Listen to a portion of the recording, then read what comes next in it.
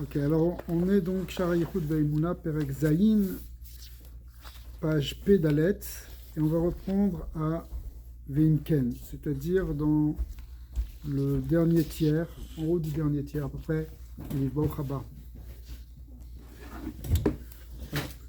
Juste ce qu'on avait expliqué, c'est que en fait, ce Perek il nous parlait essentiellement de la notion du Tzimtzum, et qu'on avait vu que le Tzimtzum, je répète encore, il n'était pas Kepshuto, c'est pas que Dieu il s'est retiré.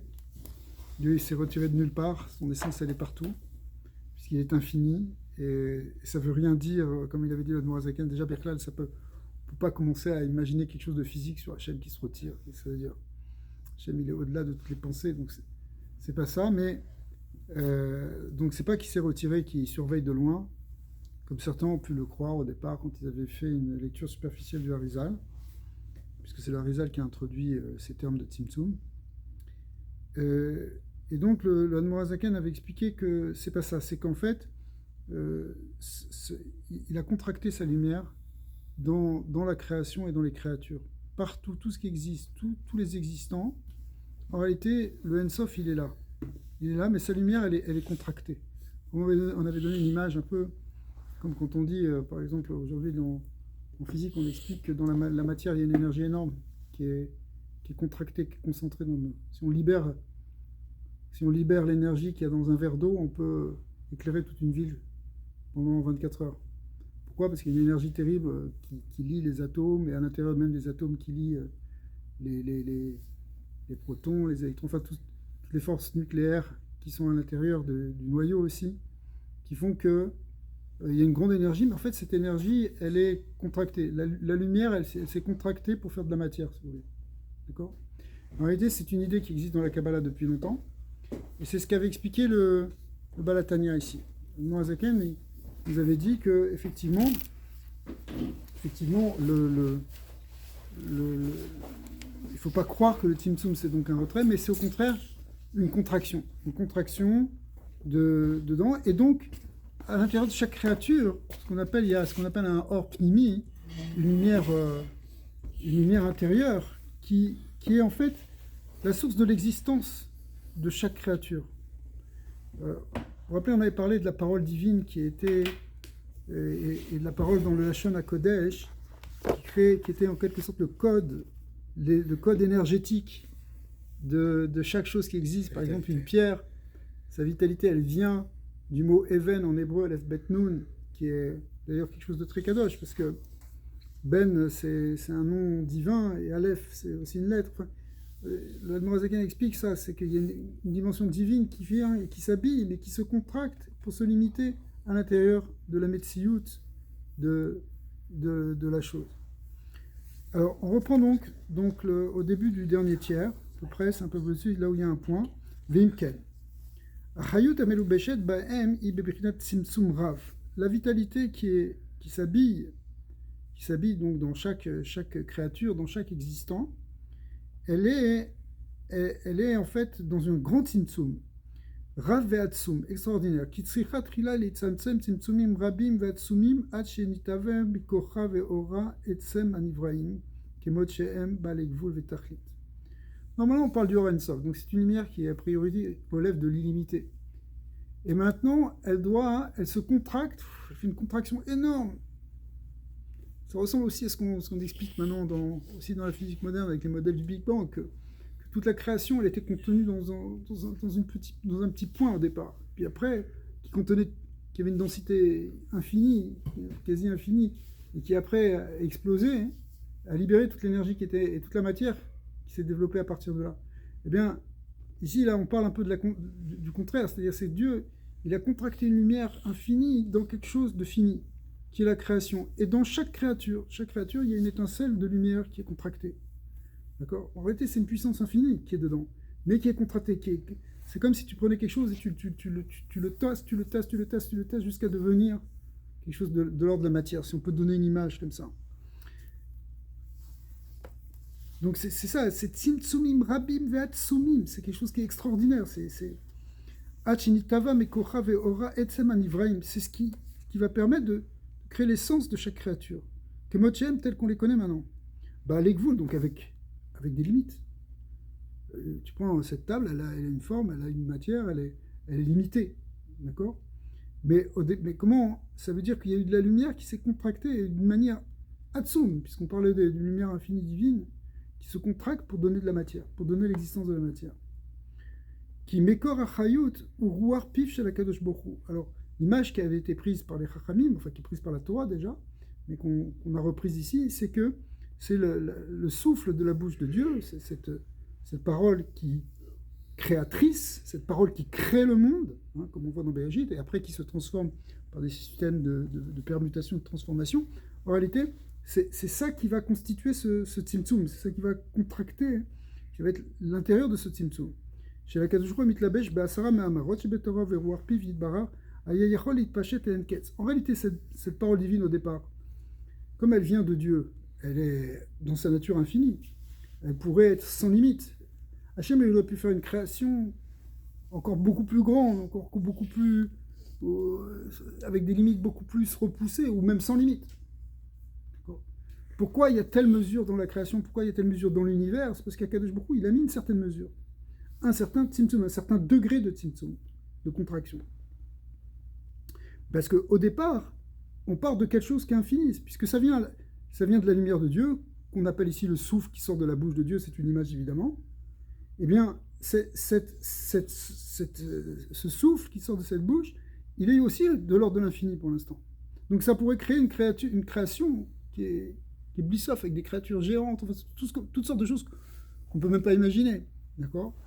Mais les tpachet, les enketz vetachlit, vous les voyez au lamot, enketz vetachlit, ça aurait pu créer des univers sans fin.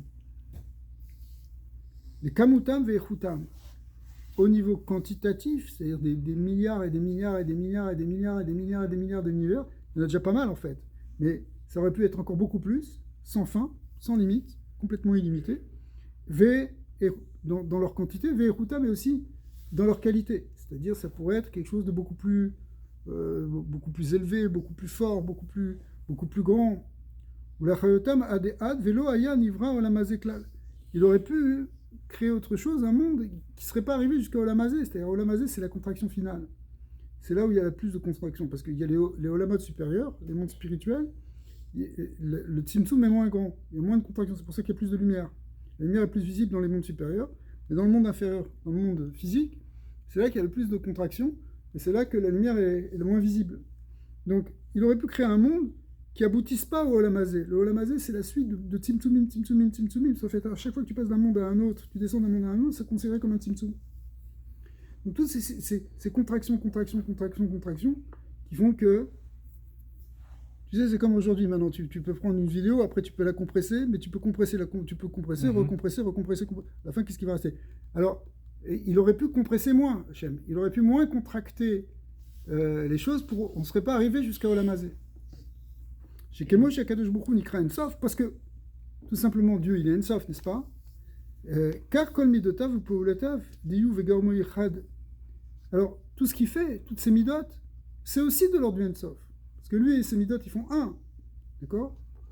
Donc, quand on dit, c'est très important, c'est un concept qui revient beaucoup dans la Kabbalah et dans la Chassidut, c'est que toutes les midot, elles font un avec Dieu. On va le voir un peu plus loin d'ailleurs. Que toutes les midot d'Hachem, elles sont pas séparées. C'est pas qu'il y a Dieu qui a créé des midot. Il a créé, par exemple, il a créé le chesed, il a créé la gvura, il a créé des rachum vechanun, c'est des sphirot, des midot qu'il a fabriqués. C'est pas ça. Quand on parle de sphirot ou quand on parle de midot, c'est des aspects du Ensof. Diyu vegarmoi chad, ainu achayut animshichet mimidotav she'en chesed verachamim. Donc en réalité, c'est effectivement ce qui vient de ces midot, comme le chesed, rachamim, veshar midotav, agedushot, alidit lavshutam, on a tourné la page, 168, lavshutam, shemit lavshot, beruar piv, ki ou amar vayi, veolam alidé chesed ivane, bedavar Hashem, veruar piv, naase keli velevouch, le chesed ze, kadin kimsa de levouché umenoube. Donc c'est la fin de la parenthèse, ça veut dire ce qu'il explique, c'est, on va le traduire, c'est-à-dire qu'Akadosh Baruch Hu, lui, il est Ensof, et c'est pas qu'il a créé, donc on revient à ce qu'on a dit tout à l'heure, c'est pas comme s'il a créé des midot, mais en réalité, les olamot qu'il a fait, les mondes qu'il a fait, en réalité, c'est comme une partie de lui-même. L'image qui est donnée, c'est le kimtsa, hein, c'est comme le kimtsa. Kimtsa, c'est une sorte d'escargot, de l'ébouché minéoubé. C'est-à-dire que son vêtement, c'est-à-dire sa coquille, elle fait partie de son corps. Quand tu prends un escargot, c'est pas que l'escargot, il est allé, il s'est trouvé une coquille, il s'est installé dedans. La coquille, ça fait partie de son gouffre. C'est sa carapace. Eh bien, le monde aussi, c'est comme une partie de Dieu en vérité. Alors évidemment, ça va faire peur de dire une chose comme ça. Tu vas te dire, bah, on a une vision panthéiste, où le monde c'est Dieu, etc. Non, on va voir que c'est pas comme ça, parce que Hachem, il transcende complètement ce monde en même temps, et il dépasse totalement l'univers. Mais le monde lui-même, il vient parce qu'il y a de la lumière qui a été contractée, la lumière divine, des forces divines qui se contractent. On a vu, ça venait du Shem Elohim, vous vous rappelez?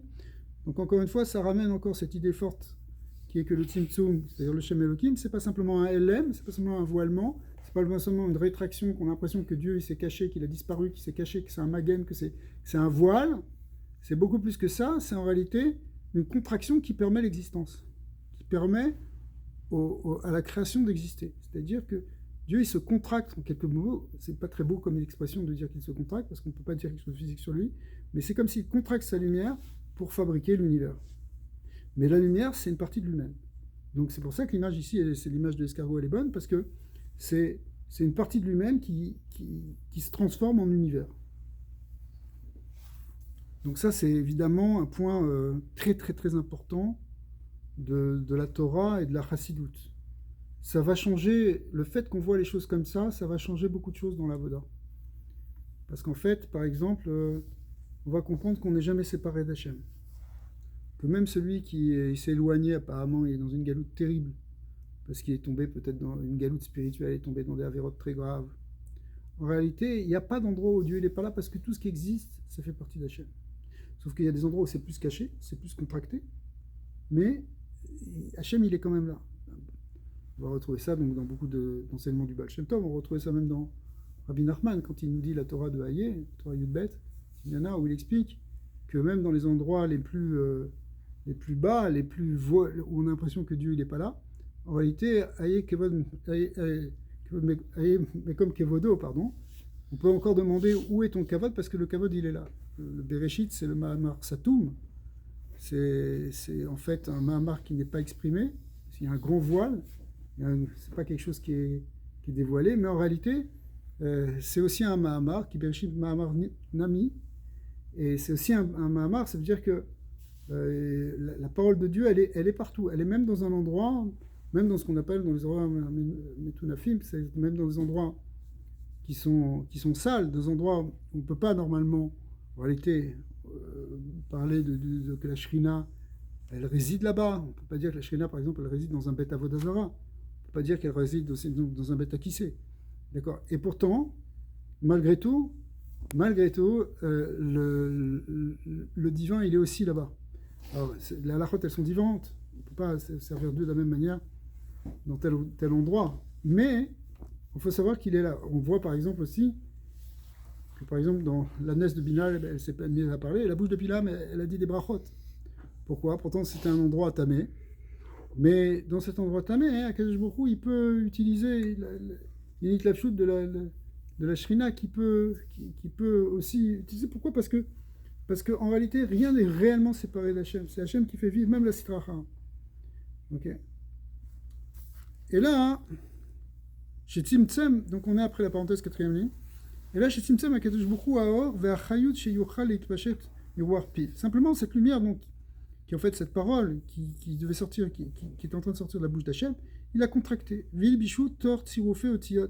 Il a fait rentrer, en fait, alors les Tzimtzumim, ici, ils vont être symbolisés par les lettres. Une lettre, c'est comme un keli. C'est-à-dire que, au lieu que la lumière elle s'épanche de manière infinie, tu la contractes dans un vav, dans un et, dans un makom, dans une forme. D'accord. Donc les otiotes, elles représentent des tzimtzumim. Et le fait que les otiotes, tu puisses les permuter, passer du aleph au et, du e au vav, tu peux changer les lettres. En fait, à chaque fois que tu descends de monde, ça change de lettre. C'est comme un code qui change à chaque fois. Ça représente qu'à chaque passage, chaque permutation de lettres, c'est une nouvelle contraction. C'est une nouvelle contraction, jusqu'à arriver à des contractions qui vont même créer le Olam Hazé. Et là, chez Tzimtzum, je reprends la phrase, et là, chez Tzimtzum HaKadosh Baruch Hu, ve'achayut sheyuchal leitpashet miruach piv, ve'ilbishu tor tzirufei otiyot. Il a habillé dans les permutations des lettres qui venaient de quoi? Chez la Sarah Mahamarot, des 10, comme on avait expliqué dans les premiers prakim, des 10 paroles, des 10 paroles de la création, ve'tzirufei tzirufeyem, et les permutations, les changements, bechilufei tmurot, otiyot, atzmam, ça veut dire toutes des techniques de changement et de passage d'un mot et d'une lettre à l'autre, ou becheshbonam, et aussi, y compris même en utilisant la valeur numérique des lettres, ou misparan, alors leur nombre, shikol chiluf mora more aliridat haor ve'achayut, les madrigas. Parce qu'à chaque fois qu'on permite ou qu'on change des lettres, qu'on fasse une tmura ou un tsirouf, eh bien, ça représente en fait une descente de la lumière, une descente donc de degrés, la lumière elle descend de plus en plus jusqu'à effectivement arriver jusqu'à Olam Hazé. Nenu sheochal libroa velechayot abruim shebemadrigot ichutan umalatan iparchutam et madrigot ichut umala abruim anrim otiot vetevot atzman shebeasara mahamarot. C'est-à-dire que maintenant qu'on a permuté les lettres, eh bien ça permet de créer des créatures qui sont d'un niveau inférieur par rapport un niveau inférieur par rapport au niveau qu'elles auraient pu avoir. Ces créatures, si elles avaient été créées directement par les Asara Mamarot. Donc, quand il y a marqué Vayomer Elohim Yirakia, qu'il y a le ciel, ce mot Yirakia est composé de lettres Yud, Ke, Yud, Resh, Kuf, Yud, etc. Ce sont les lettres qui écrivent le mot Yirakia. D'accord ? Mais ce Yirakia, il va rentrer maintenant dans des changements de code. Vous savez, quand vous avez remarqué que dans votre téléphone, des fois sur WhatsApp, il vous dit on a changé le code entre telle personne et telle personne. On n'a jamais compris ce que ça voulait dire.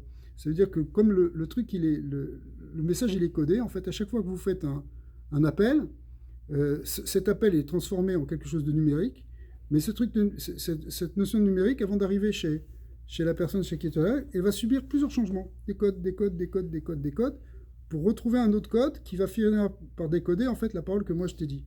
D'accord ? Bon, grosso modo, c'est à peu près comme ça. Alors, imaginez, c'est en fait un code numérique. Si on peut remettre le ventilateur, si vous voulez. Merci.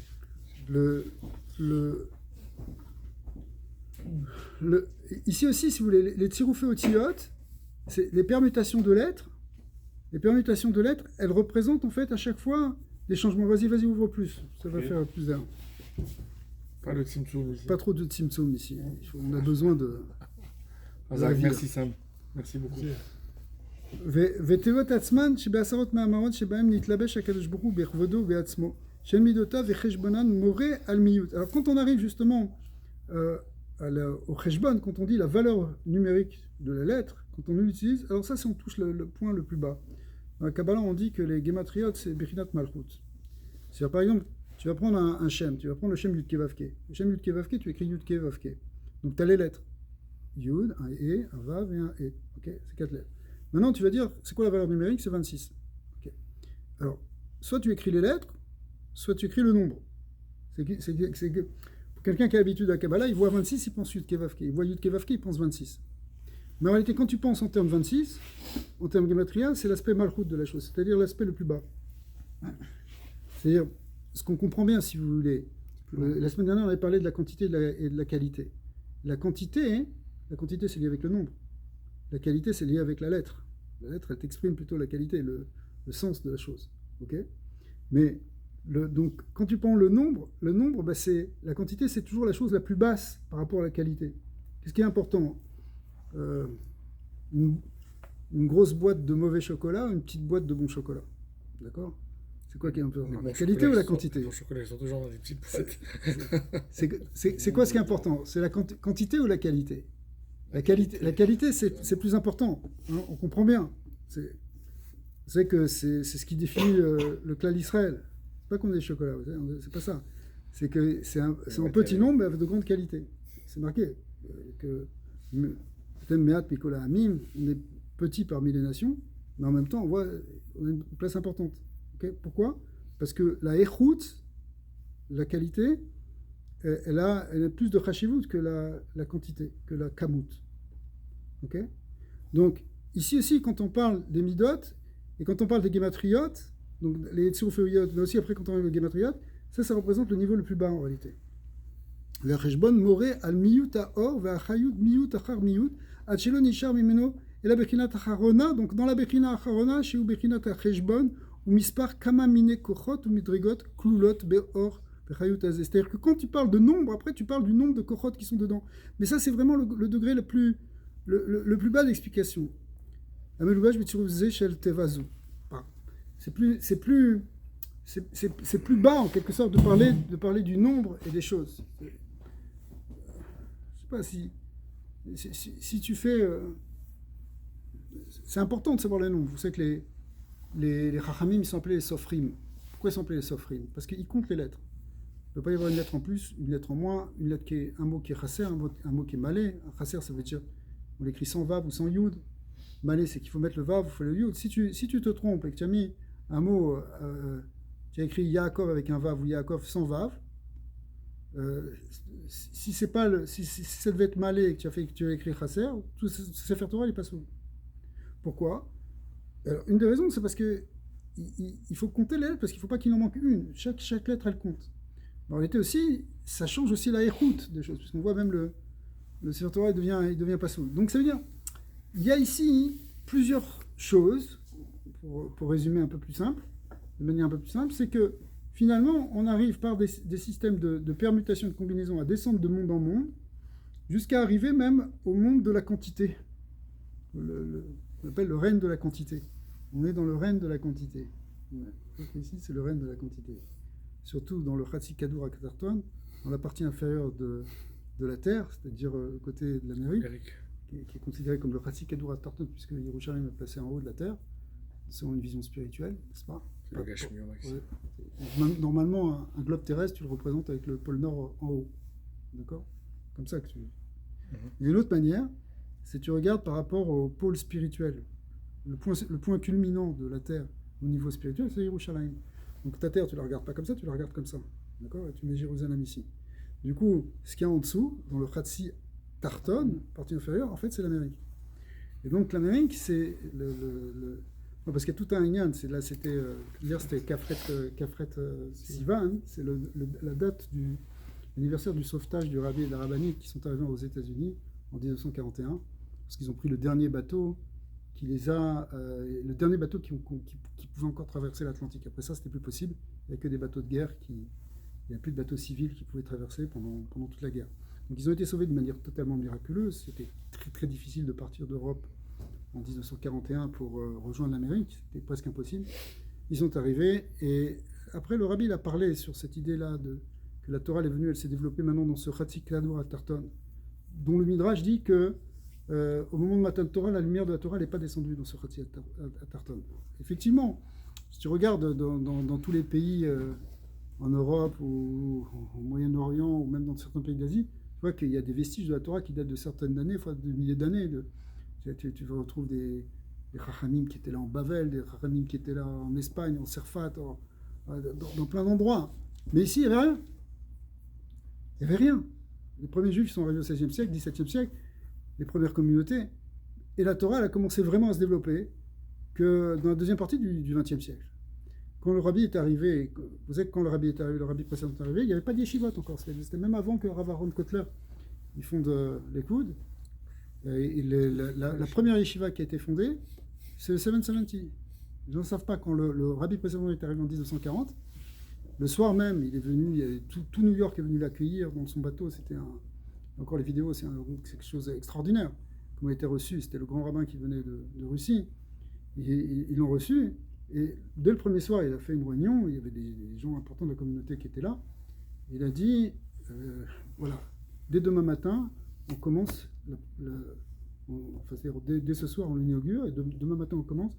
La première, on commence la yeshiva Lubavitch aux États-Unis. Parce qu'il y avait Lubavitch, c'est un village en Russie, mais ils étaient déjà partis de Russie, c'était allé en Pologne, c'était allé en Leningrad, il y avait déjà plusieurs yeshivot un peu partout. Mais maintenant, il a dit voilà, on va l'ouvrir là. Alors les gens qui étaient là, ils ont dit, vous savez, Rabbi, ici c'est différent, c'est l'Amérique, il n'y a pas de yeshivot. Le fameux Vort du rabbi précédent, c'est de dire non, ici, l'Amérique, c'est pas différent. C'est pas différent. Ce qu'on a fait en Europe, on va le faire ici. Et le lendemain matin, il y avait déjà 10 Bachorim qui sont allés chercher tac, tac, tac. Dans le 770, vous savez, en haut, là, dans l'ancien 770, il n'a pas tout en bas, mais en haut, c'était déjà, dont un des Bachour qui avait 11 ans, je crois, c'était le Rav Grenard, qu'on a vu après. Oh. Il était là le premier jour où le rabbi précédent est arrivé, il a fondé une yeshiva. C'était la première yeshiva aux États-Unis. D'accord, 1940. L'écoute, c'était quand, Rabbi? C'est quelques années après.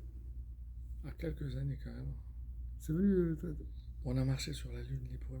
Alors moi, c'est pas une question de concurrence. C'est pour vous dire... Si vous me permettez. C'est pour vous dire qu'il n'y avait pas de yeshiva jusque-là. Il n'y avait pas d'études de la Torah aux États-Unis. Il y avait quelques... Alors, tu n'entends pas vraiment parler de Chachamim avant Rav Moshe Feinstein, avant le Kotler, qui sont venus après, quoi. Moshe Feinstein, il est venu après le rabbi. Rav Moshe Feinstein, je pense qu'il est arrivé après la guerre, je ne suis pas sûr. Il n'y avait aucun Rav là-bas. Il y avait quelques rabbins, mais l'écoute, ça a été fondé après. Ok. Donc pas juste après. Enfin, peu importe. Il n'y a pas de compétition. Ça a été fondé juste à cette époque-là. Mais jusque-là, il n'y a pas de Torah. Et Rabbi, il a tout un vort sur ce Kafret Sivan, ce qu'il faisait Farbringen en général, surtout dans les dernières années. Et il explique que justement, la Torah, elle devait descendre jusque-là, jusque dans la partie inférieure de la terre, en quelque sorte. Et de là, après, repartir Beor Choser pour rayonner dans le monde entier. Effectivement, New York est devenu un centre de Torah qui s'est diffusé dans le monde entier. Surtout là, avec la Torah du Rabbi. La Torah du Rabbi, ça a donné une dimension que tu retrouves après. Cette Torah qui est sortie de New York a éclairé des choses en Eretz Israël, en Europe, en Afrique, partout, dans le monde entier. On le voit bien. C'est devenu un centre de Torah. Et ça, il explique il fallait que la Torah, elle se manifeste dans tous les plans, jusque dans le plan inférieur, pour après repartir et redonner, comme tout ça étant des étapes pour amener la Géoula. Parce que pour que la Géoula elle vienne, il faut que la Torah elle est rayonnée dans le monde entier, qu'elle fait des biroulim dans le monde entier. Maintenant, l'idée ici du Chatzi Kadour Atarton, l'hémisphère inférieur de la Terre, donc le côté, pour nous, c'est le côté américain, si vous voulez. Eh bien, ça comprend aussi le Canada, je crois bien. Alors, c'est quoi c'est quoi? En réalité, c'est le domaine le plus bas. En fait, c'est le domaine ici de la quantité. C'est pour ça que où est-ce qu'il y a le plus de valeur quantitative, c'est effectivement dans le domaine... C'est ici qu'il y a eu ce concept de dire combien tu vaux en termes de dollars. Comment je vaux en termes de dollars? Peu importe combien tu gagnes. Qu'est-ce que tu vaux? Tu es un être humain, tu es un être, tu es un neshama, c'est ça que tu vaux normalement. Et ça, c'est au niveau de la qualité. Mais au niveau de la quantité, c'est combien tu vaux sur le marché du travail. Bien que ça existe, encore une fois. On avait vu ça d'ailleurs. La Torah aussi, elle parle des echin, des valeurs. Mais c'est justement, ça descend aussi dans la quantité. Mais le plus important, c'est évidemment la qualité, on a compris. D'accord? Alors, ici, pour créer un monde avec la matière, il faut descendre dans ce monde de la quantité. Et pour descendre dans ce monde de la quantité, eh bien, il faut tous ces tiroufim, y compris même la valeur numérique des lettres. La valeur numérique des lettres, elle nous amène dans le domaine de la quantité. Bien qu'en général, quand nous, on étudie la Gematria, on n'y réfléchit pas en termes de quantité. Si je te dis, par exemple, qu'il y a 288 étincelles, tu comptes pas 288. Qu'est-ce que ça représente 288? Qu'est-ce que ça veut 4 fois 72? Qu'est-ce que c'est le Shem 72? Quelle est la symbolique du nombre? Pourquoi tu dis 26? Qu'est-ce que représente le nombre 26? 2 fois 13, Echad, etc. Tu vas retrouver plein de choses que tu vas analyser plus dans le niveau de la qualité, évidemment, de ce que ça représente. Tu vas dire, par exemple, le mot Echad, il vaut 13. Et tu vas dire, le mot Ahava, il faut aussi 13. Alors évidemment, la Ahava, c'est pour amener la Hardout. Tu ne vas pas penser à 13, même tu dis les 13 attributs de Rachamim. Ok, c'est pas... Est-ce que c'est vraiment une question de quantité? Mais malgré tout, ça doit descendre dans le domaine de la quantité pour créer ce mot. Ok, alors... Donc on est à la parenthèse, vers la deuxième parenthèse, enfin la parenthèse encore une fois dans le dernier tiers. Ve'achar kol atzimtzumim haele ukeyutze bahen, kasher gazra chokhmato yitbarar u'shaya yachol ha'or ve'achayut litlabesh bo betartonim kemo avadim ve'afar ve'domem. Et donc après tous ces tzimtzumim, après de passer par tout ça, par toutes ces contractions, pour arriver justement eh bien, ça peut arriver jusqu'au domaine matériel. Et la lumière, elle peut se contracter. Cette parole divine, elle peut se contracter effectivement dans des choses même de l'ordre du minéral. Le minéral étant le règne le plus bas de la matière, a priori, puisqu'il y a l'humain, l'animal, le végétal et le minéral. Donc, mais ça descend jusqu'au minéral, donc dans la pierre et dans le hafar, dans la poussière. À de même qui even d'avoir machin. Hein. Alors, il prend l'exemple du even, on l'avait déjà vu. C'est quoi hein? Shema Moré, qui shorcha Mishem Ole Ben. En fait, le shoresh du mot even, ça vient de Aleph Ben. Ben, chez les kabbalistes, ça veut dire un Shem Kadosh. Ben, ça veut dire 52. Hein? Bet, c'est 2, Nun, c'est 50. Donc 52, en réalité, c'est le Shem Yud Kevav Ke écrit avec des E. Yud Vav Dalet, E, Vav, Vav, E, ça fait 52. Okay, donc, c'est un Shem Kadosh, c'est un niveau très élevé. C'est le nom de la Malchout, c'est des choses très très grandes. Mais en réalité, c'est le Shoresh, en même temps, de la pierre, quand on rajoute la lettre Aleph. C'est-à-dire que le fait que Kadosh Baruch Hu, il met un Aleph dans le Shem Ben, c'est un secret, c'est un mystère, pourquoi ça fonctionne comme ça, mais c'est ça qui va permettre la création de la pierre. Mais Mispor Ve'od Aleph, Nosefet, Mishem Acher,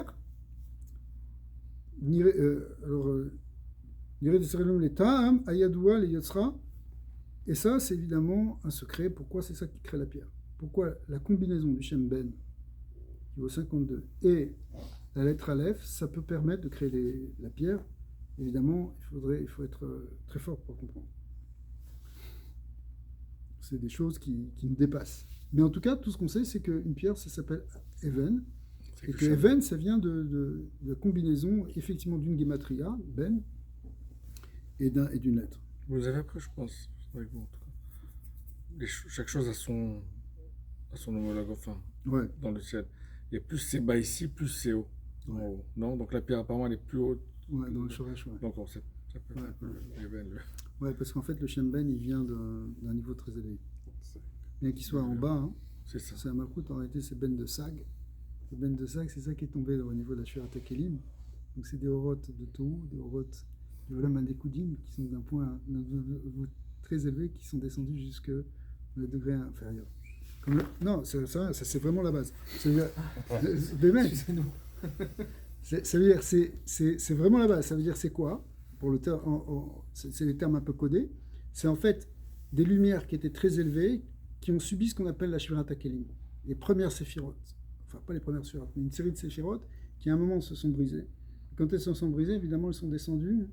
Et elles sont descendues comme une explosion des étincelles qui sont descendues jusque dans la matière, dans la clipa. Notre travail à nous, c'est de le réélever. Mais y compris la pierre c'est le niveau le plus bas de la matière.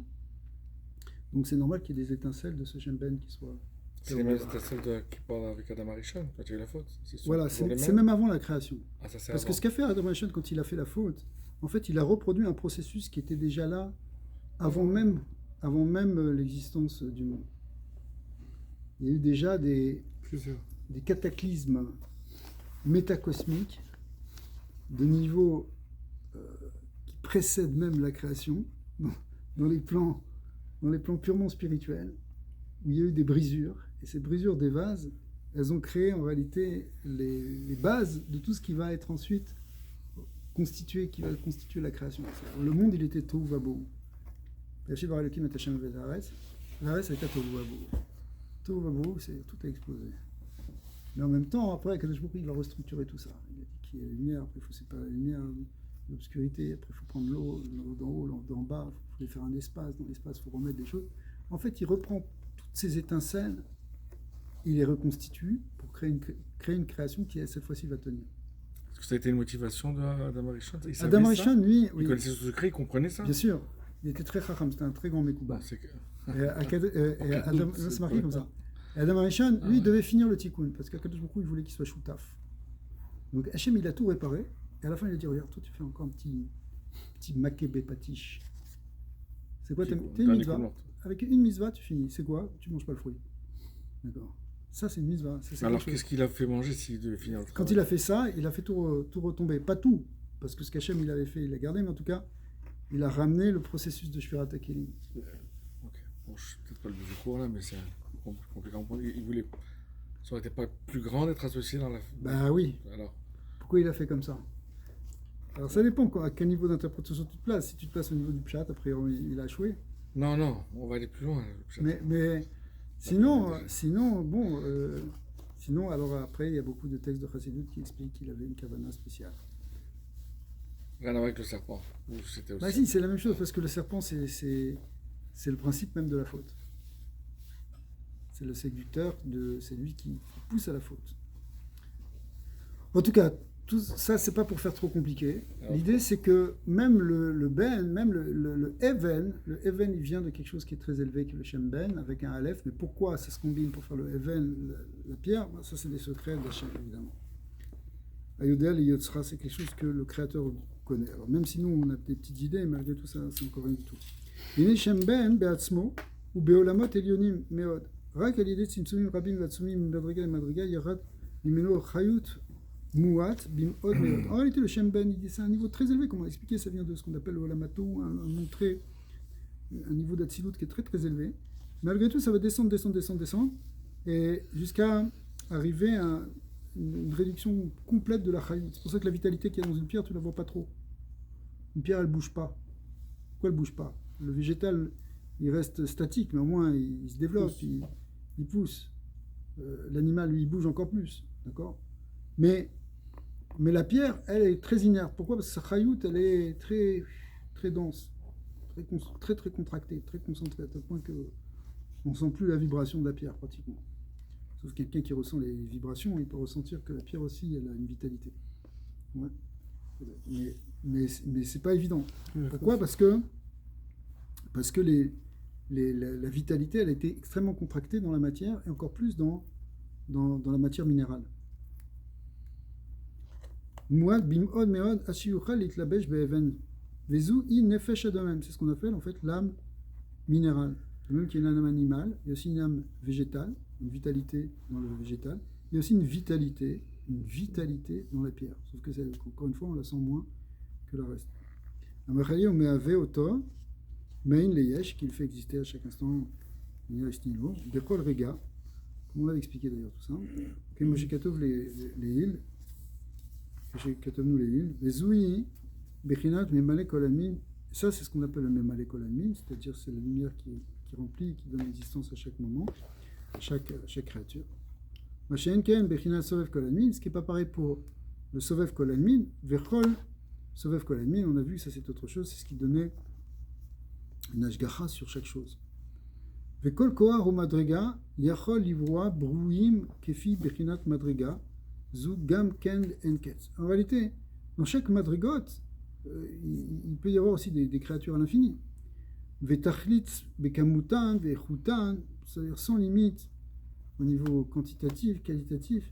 La chayot ad me'achar shiu koar Hashem, mitpashet venetzan beroar piv, ven ma'atzor v'kule. Archelo, yechutan bema'ala gdola kolka, ki yechut ma'ala brouyim sheyuchal leibarod, miperinat koar ou madriga, évidemment, en fait, en deux mots, ça veut dire que Kadosh Baruch Hu, il a quand même contracté, il a laissé une limite dans chaque madriga, il a limité. Donc c'est en fait une série de contractions et de limitations de sa lumière.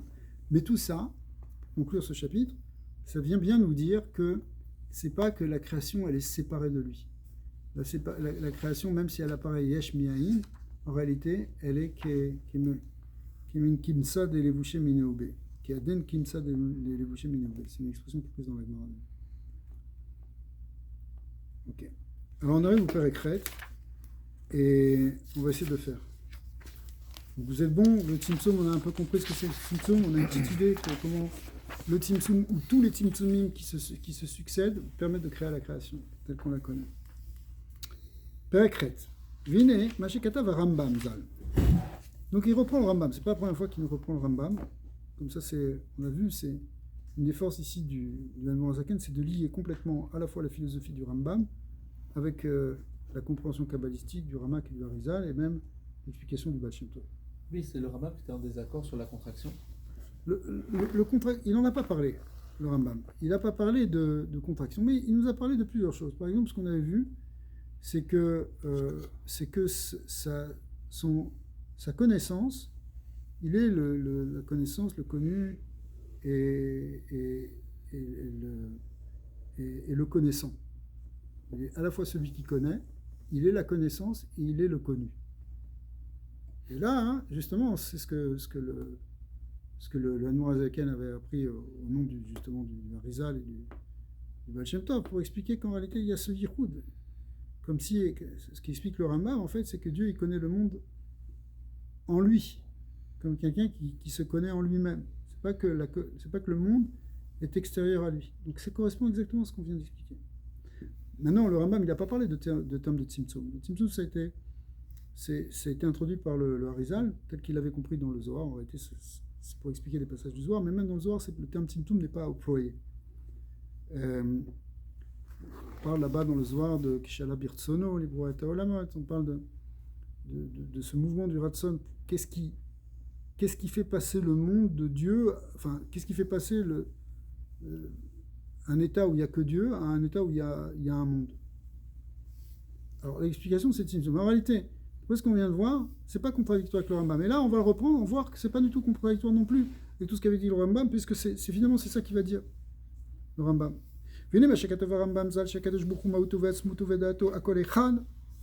Là-bas, hein, le Rambam dans Ilchot Deot, il dit au début que la Maout, la Hatzmut et le Da'at, c'est-à-dire la Maout, c'est-à-dire l'existence de Dieu, la Hatzmut, son essence, et sa connaissance, font un. Lui et sa connaissance font un. Bon, on n'était pas habitué encore ici à la philosophie du Rambam, mais c'est quelque chose qui est très classique. C'est-à-dire que c'est comme si on pouvait voir Dieu ici comme un esprit qui connaît. Oui, c'est pas très bon de parler comme ça, mais c'est une manière d'expliquer ce que veut dire quand il dit Mauto Vedaato Chad. Mauto Veatzmuto Vedaato Akol Echad, Mamash. Ardut Pashut, Pshuta. Velo Murkevet, Klal. C'est pas quelque chose là ici de combiner, on rattache ça parce que ça c'est comme ça, ça ressemble à ça. Non, c'est Pashut. Pashut, c'est la même chose. Mais en fait, ce qu'a dit le Rambam, il a expliqué d'ailleurs le Rambam aussi, c'est que c'est pas simplement dans le Da'at qu'un Dieu il fait un avec sa connaissance, mais il fait un avec ses midot. Quand on dit que Dieu il est chesed, c'est une mida d'Hachem, n'est-ce pas? Le chesed, c'est une mida. En réalité, c'est pas que le chesed il est hors de Dieu. Le chesed il est en lui. Sauf que le chesed de Dieu tel qu'il est en lui, on ne comprend pas. Ça nous dépasse totalement. Ce qu'on comprend, c'est juste ce que Hachem nous montre comme chesed. Parce que son chesed à lui, il est infini, comme lui qui est infini. Donc nous, qu'est-ce qu'on comprend l'infini? Mais malgré tout, le point il est que ça fait un avec lui. Que les midot, elles font un avec lui. C'est qu'il n'y a pas de séparation entre les midot et lui. C'est pas qu'il a créé des midot, c'est pas que Dieu il est naissance pachout et il va dire tiens je vais créer la midat chesed, la surat chesed, je vais émaner ça, plac. Tout d'un coup il y a un truc qui apparaît, ça s'appelle chesed. Après plac, un truc qui s'appelle gvura, un truc qui s'appelle gvura, tiferet. Non. Quand on parle de chesed, de gvura ou de tiferet, c'est des aspects qui se manifestent de son essence et qui font un avec son essence. Qui העניין ממש בכל מידותיו של הקדוש ברוך הוא, בכל שמותיו הקדושים והכינויים. C'est vrai pour tous les shemot, c'est vrai pour tous les kinouim. Les kinouim, ça veut dire on va traduire ça veut dire des surnoms. Les kinouim, ça veut dire des noms secondaires. Chez Kinulo Anevim, qui ont été donnés par les Nevim, Vechazal Kegon, Hanoun, Verachum, Vechassid, quand on dit qu'Hachem est Chassid, tout ce qu'on dit dans les tfilotes, c'est ben. Vechen ma shenikra chacham, et aussi quand on dit qu'il est chacham Hachem. Dirtiv vegam u chacham, c'est un verset qui dit que lui aussi il est chacham. Vechen retsono, on parle aussi de sa volonté. Qui rotse Hachem et ireav. Parce qui dit que Dieu il veut ceux qui le craignent. Donc il a un ratson. Vechafetz chesed, il désire le bien, il désire le chesed. Ou verotse bitshuvatam shel reshaim. Par exemple, il veut pas le chesed d'Hachem, c'est que il ne veut pas la destruction des Réchaïm. Tout ça, ce sont des midot. Veno chafetz bemitatam. Donc on te dit aussi qu'ils ne désirent pas leur mort. Donc il y a des désirs de Dieu. Versheatam, vetaor enaim. Mirod bera.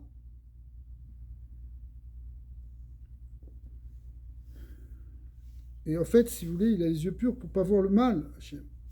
En retsono vechormato midato. Alors, tout ça, ce sont des expressions pour le Admor Azaken a donné quelques exemples de Midot d'Hachem. Qu'il est Rachum, Chanoun, Chassid, etc. Chacham. Et aussi qu'il a un Ratson, qui cherche le bien, qui ne cherche pas le mal, qui ne veut pas voir le mal chez les Rechaim. Alors tout ça, eh bien, En Retsono Vechormato ou Midat Chasdo Verachmanuto Vechar Midota. Donc tous ces aspects-là, de sa Chorma, de son Chesed, de son Ratson, de sa Rachmanut, et toutes les Midot en fait, eh bien tout ça, c'est En Mosifim Bo Ribouy Ve'arkava Chas de Shalom. Ça vient pas se rajouter, c'est pas quelque chose qui vient en plus de Dieu. Il n'y a pas de Arkava, c'est pas quelque chose qui vient se combiner à Dieu. Chas de Shalom. Bemauto ve'atzmuto. Ça ne vient pas se combiner à son essence, c'est pas quelque chose qui vient s'ajouter à son essence. Et là, atzmuto, mauto, tsono, vechokmato, binato, vedato, midat chasdo, vegvura, verachmanut, vetiferet, akula, michasdo, vegvura, vechenchar, midota, vekedoshot. Donc tous ces aspects de son ratson, sa chokma, keter, chokma, bina, etc., cette gvura, tiferet, toutes les sphirot, toutes les midot, eh bien, vechenchar, midota, vekedoshot, akol, ardut, pshuta, mamash. Tout est un mamash. Attention, ne pas se tromper. Il ne faut pas croire, on dit il y a 10 sphirotes, alors quoi, il y a des forces différentes. Non, il n'y a pas. Tout ça, ça fait partie de Dieu. Ça fait partie de l'unité divine. Retenez bien ça. Et c'est ce que disait le Rambam. Le Rambam, quand il a dit lui et son date, mais en fait, toutes ces midot font un. Ce qui marque aussi dans le petit rat de Eliyahu Hanavi. Akol ardut pshuta mamash. Chez I atzmuto ou mauto. Kimoshekatu va Rambam Zal. Le Rambam lui-même l'a dit. Il a écrit chez Davarze en, et le Rambam il dit, ça sont la chon, chez Davarze en koar bepe le omro, velo bezen le shom'o, velo belev adam le akiro. Al-Bourrio. Le Rambam dit clairement qu'il n'y a pas de bouche humaine pour le dire, il n'y a pas d'oreille pour le comprendre, qu'il y a Adam et Tseir, il n'y a pas. Vélo, Belev, Adam, le cœur de l'homme ici aussi ne peut pas le comprendre. Il ne peut pas le comprendre jusqu'au bout. Respire un peu. Ok. Bepe le omro, vélo, ozen le chomo, vélo, Belev, Adam, le akiro, al-Bourrio. Qui Adam, Metsayer, Besichlo, kol amuskalot, shirotse le askil, ou le avin, akol kemot shehem. Parce que nous, quand on pense, en fait, on réfléchit à un sujet. On va y réfléchir, on va le prendre de tous les côtés, on va commencer à y penser. Ouais. Donc si on veut commencer à réfléchir comment ça fonctionne la chorma, qu'est-ce que c'est que la chorma, qu'est-ce que c'est que la bina, qu'est-ce que c'est le da, tu veux réfléchir sur les sphirot, sur les midot, au maout midat chesed, verachamim, tu veux réfléchir à la maout, à l'essence de ce que c'est que le chesed, le rachamim, ou qui c'est baem, ou metzer kulam kemochen. Donc tu vas y réfléchir. Si je te dis qu'est-ce que c'est la rachamim, si je te dis qu'est-ce que c'est la rachamim, tu vas commencer à réfléchir et te dire voilà, la rachamim c'est quand tu fais du chesed, c'est quand quelqu'un tu es bon, voilà, que même si par exemple on t'insulte, tu es quand même gentil, que tu t'énerves pas et que tu pardonnes. Tu vas commencer à être mystère, tu vas commencer à te donner une idée, à formuler une chose, d'accord? Aval behemet. Donc, c'est comme ça que nous on fonctionne. C'est comme ça qu'on peut comprendre. Si je te dis la Rahman ou d'Hachem, bah, tu vas dire, ouais, Hachem il est Rahman parce que c'est ci et parce que cela. Mais en réalité, tu n'as pas encore touché du tout la Rahman ou d'Hachem. Tu ne sais pas ce que c'est. Pourquoi tu ne sais pas ce que c'est? Parce que cette Rahmanout, elle fait un avec lui. Et lui, il est infini. Donc la Rahmanout, elle aussi, elle est infinie. Donc ce qui est infini, tu ne peux pas le définir. Tu ne peux pas le dire, tu ne peux pas l'expliquer. Velbemen, à Kadosh Bokhu, ou Ram Venissa avec Kadosh, c'est bon, on a tourné la page 170. Pourquoi hein? Parce que Kadosh Bokhu, lui, il est Ram Venissa, il est élevé, il est sublime, il est Kadosh. Kadosh, c'est-à-dire complètement séparé du monde. Mais Kadosh Shemo, Kelomar, Shiu Kadosh, Mouvdal, Ribo, Rivavod, Adainsket, ça veut dire il nous dépasse, il nous transcende à des niveaux. Aujourd'hui, on dirait, dans un langage moderne, dans des milliards d'années-lumière, il est distinct de nous. Donc c'est pour ça d'ailleurs qu'il n'y a pas de risque de panthéisme. Tous ceux qui ont commencé à dire panthéisme, le Tanya, c'est un risque de panthéisme, puisqu'on a vu que le monde, c'est Dieu aussi. Ben non, parce que Dieu, il est totalement au-delà même de tout ce qu'on peut penser. Il transcende complètement. Donc il n'est pas du tout limité au monde. Simplement, on a dit que le monde, dans son essence, au départ, il a une essence divine. C'est ça qu'on doit révéler.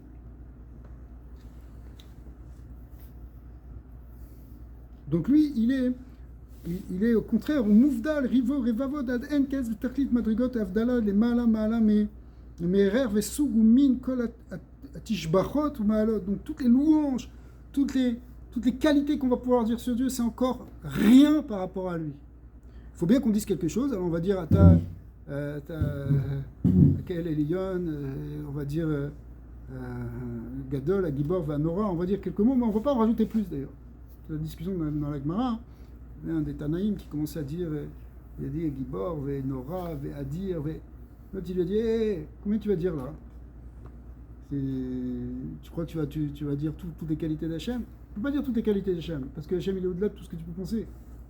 Donc c'est une idée que, de toute manière, bon, alors on a choisi, il faut dire des choses clalites, mais ne t'imagine pas que tu as compris, quand tu as dit qu'il est Gibor, tu as compris ce que ça veut dire que Hachem il est Gibor. Tu as compris qu'est-ce que c'est quelque chose de sa Gvura, oui. Il y a des exemples dans la Torah qui te montrent qu'est-ce que ça veut dire qu'il est Gibor ou qu'il est Chesed. Il y a des cas, on voit la Gvura d'Hachem, on voit la Rachmanout d'Hachem, on voit les Midot d'Hachem, mais tu les as pas comprises, Al-Bourriot, pourquoi? Tu dis le Rambam, mais tu dis tu peux pas le comprendre complètement dans ton cœur, parce que de toute façon ça te dépasse. Qui a mal ou madriga rishona etzel anivraim i chokhma shelachen nikrain reshit. En réalité, nous, le premier niveau qu'on peut comprendre, c'est chokhma. La première sphira pour les créatures, c'est chokhma. Comme c'est marqué, reshit chokhma. D'accord? Reshit chokhma. Le principe, le prémisse, c'est chokhma. Shelachen nikra reshit. Qui behemet i reshit ou mekor kol achayut. Parce qu'en fait, la chokhma, elle est la source de toute la vitalité bénivraim au niveau des créatures. Qui מהחוכמה נמשכות בינה ודעת ומהם נמשכות כל המידות שבנפש, המשכלת, en réalité, c'est-à-dire le plus haut niveau qui est en nous. J'entends David, le plus haut niveau qui est en toi, hein, tu as du chesed, n'est-ce pas? Tu as chesed. Tu as aussi de la gloire. Okay? C'est quoi ton niveau le plus élevé? C'est quoi la partie la plus élevée de ton âme? En réalité, ça prête à discussion, ça, mais a priori, ce qu'on est en train de dire ici, c'est ta chorma. Ta chorma, c'est plus élevé même que ta bina. Il faut expliquer la différence entre chorma et bina. Chorma, c'est la perception directe et intrinsèque de la chose, où tu comprends les choses déjà dans sa globalité, tu n'es pas encore rentré dans les détails. D'accord? Le chorma, c'est le niveau le plus élevé. En réalité, par notre chorma, c'est là qu'on est en contact avec Hachem. C'est là qu'on est...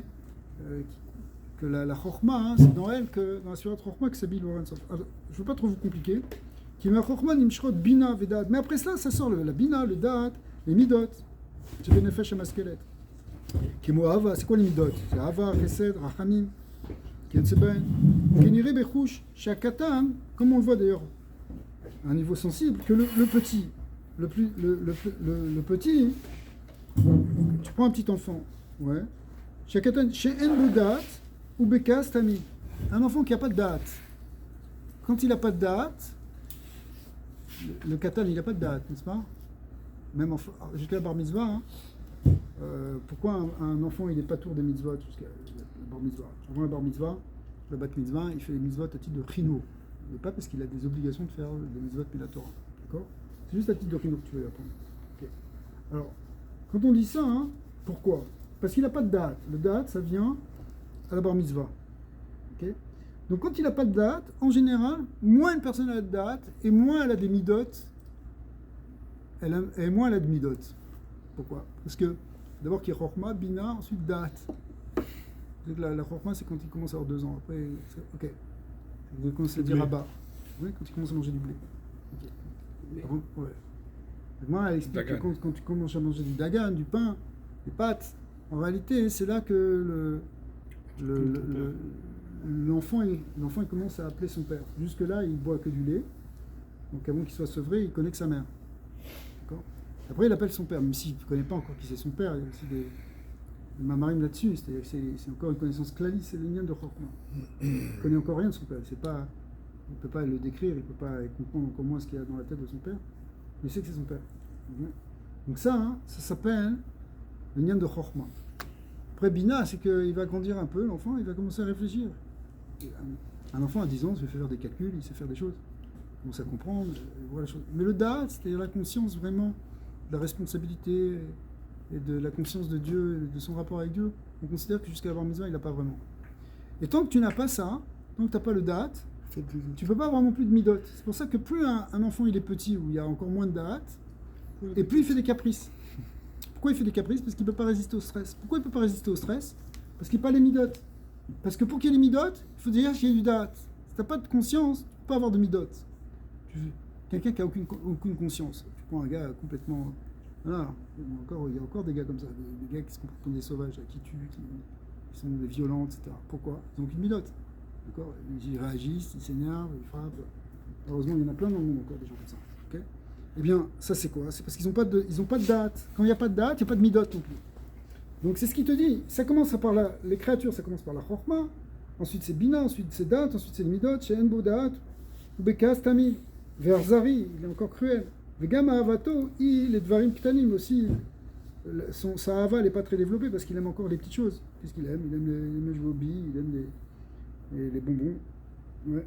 Shen raoui les ovam mipne chez enbo date, les ov dvarim raouim, les ovam. Il n'a pas encore le niveau pour aimer des choses qu'on devrait aimer. Chez Ava, Kefi Adat, Vamidot, chez Benefesh, Nimshirot Ba. Bon, pourquoi? Parce qu'effectivement, les Midot, elles suivent le Dat. C'est pourquoi Nimshirot Ba, Tevot, Votiyot, Marchavot, chez Anefesh, Marchevet Bedavar, chez Oevet, Oer Lifol, à Chesed, à Chanim. Parce que personne va commencer à comprendre comment il faut faire pour développer des Midot. Donc il faut qu'il y ait un certain sechel, il faut qu'il y ait un certain date pour développer des midot. Savoir qu'est-ce qu'il faut aimer, qu'est-ce qu'il ne faut pas aimer. Pechen bechar midot, c'est vrai pour toutes les midot. Bechol marshava chez Beolam, toutes les pensées. Chez Bouleshet Ba, Eze mida amivia le chashov marshavazu. Donc à chaque fois qu'il y a une mida qui correspond à une pensée qui parle d'une mida, tu vas réfléchir sur telle ou telle manière de faire les choses. Ou meotiot marshava. Nimshechot, Otiot, Adibur. En fait, ça commence par les lettres qui sont dans la pensée, ensuite dans la parole. Ven Chayutan Mamash, donc ça va devenir la Chayut, comme on l'a expliqué. Vadibur, Mevier, l'idée Maasé, après ça va venir le Maasé de Tzedaka. Va Chesed, Kigon, Ameler, d'accord? On parle de Midot, la Midot de Chesed, mais la Midot de Chesed, à un moment, il faut qu'elle s'exprime.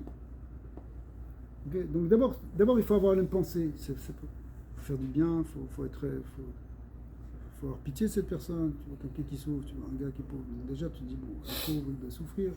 Donc tu développes une mida de Ahava. Une fois que tu as développé cette mida de Ahava, ça descend dans le dibour, éventuellement tu vas lui parler. Et après, ça descend dans le maasé. Concrètement, tu vas lui donner. D'accord? Pourquoi? Donc c'est passé depuis la chorma, la bina, le dad, jusqu'au midot et jusqu'à la peoula, jusqu'à malchut. Kigon, ameler, chez Metzavé, les avadav. Pourquoi ça passe par la parole? Parce que la parole, c'est toujours ce qui relie la pensée et l'action. Vous avez fait la Torah de Pishnaïm, 304, non? Les spécialistes de l'écoute là-bas, ils expliquent, Rabbi Nachman, qu'est-ce qui fait passer de la pensée à l'action? C'est la parole. C'est une chose qui est bécoar, je voudrais faire ça, ben, tu te dis, tu veux que ça se réalise déjà concrètement, passe par l'étape de la prière. Quand tu pries, tu fais passer quelque chose qui est dans la pensée, dans la parole, et de la parole, après ça va passer dans l'action. Un autre exemple qui est donné aussi ici, c'est que comme un roi il décide de faire quelque chose, pour que ça se concrétise, il faut qu'il en parle. L'édit du roi, le Dvar Malchut, l'édit royal. Ça, le Dvar Malchut, c'est l'édit royal. Rabbi, il a fait fort quand même, il a sorti un truc qui s'appelait l'édit royal. Et c'est quoi? En fait, c'est une parole pour amener à l'action. Kigon, Ameler, Shemetzavé, les Avadav, l'Iten. Par exemple, donc c'est le roi, il dit, vous allez faire ci, vous allez faire ça, vous allez donner. Donc c'est pour ça que la parole, elle fait la jonction entre la pensée. Il a envie de donner, il a un désir de donner, il a une mida de donner. Maintenant il y pense, après il le dit, et après ça va se réaliser. Begam kishatam ose beatzmo eze davar. Bon, il avait donné l'image du roi, mais c'est vrai aussi quand toi tu fais par toi-même. Rekoar anefesh vachonut amitlabesh beasiyazu ou kein mamash legabe koar anefesh vachonut amitlabesh bedibo. Effectivement, donc, alors maintenant si on parle en termes de vitalité, donc il y a une certaine vitalité qui est mise dans l'action, mais elle n'est pas du même ordre que celle qui était dans la parole, et encore pas du même ordre que celle qui était dans la pensée. Kerer en machal à gouffre les neshama, comme par exemple un gouffre par rapport à une neshama. C'est la valeur du corps par rapport à l'âme, elle est bien moindre que l'âme. L'âme, elle est beaucoup plus grande que le corps. Pour ceux qui pensent peut-être le contraire. Vechen erer otiyot à dibour, le otiyot à marshava. La même chose aussi, donc la différence de valeur entre les lettres des paroles par rapport aux lettres de la pensée est plus élevée. Vechen erer otziyot amarshava, les maout amidot amilubeshet ba. Et au-delà des lettres de la pensée, il y a la mida elle-même. C'est-à-dire, tu as pensé faire du chesed. Pourquoi? Parce qu'il y a une midra de chesed qui s'est réveillée en toi. Après, tu as pensé, tiens, je vais faire chesed pour cette personne. Hein. Après, tu l'as dit, après, tu l'as fait. D'accord? Donc, en réalité, la mida au départ, elle est plus élevée. Mechayota. Vechen erer maout vechayot amida, les gabé à chorma ou bina. Et si tu remontes encore plus élevé, même chorma, bina, veda, shekulenu, asechel, shemimenu, nimshechet, midazu. À un niveau où il y a plus élevé, il y a le nefesh. Au-delà même de la chorma, il y a l'âme elle-même. Le kolze benefesh à Adam, ça c'est ce qu'on voit dans l'âme de l'homme. Benefesh kol abrouim, shebechol haolamot elyonim vetartonim, shebechulam lachorma yireshit ulekor chayim.